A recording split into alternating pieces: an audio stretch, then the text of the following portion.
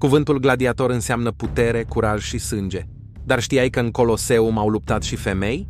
Le spuneau gladiatrices și era o apariție rară, dar fascinantă.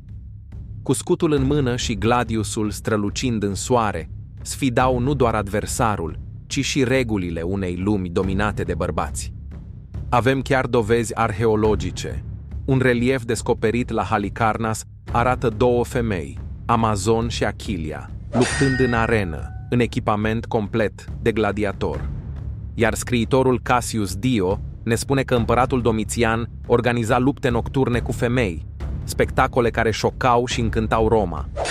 Dar nu toată lumea le privea cu admirație. Poetul Juvenal ironiza femeile care se antrenau în școlile de gladiatori, iar moralitatea romană era scandalizată. În anul 200 după Hristos, împăratul Septimius Severus a interzis aparițiile lor în arenă. Așa s-a stins povestea lor, dar legenda gladiatoarelor a rămas vie, amintindu-ne că și femeile au luptat pentru glorie și supraviețuire.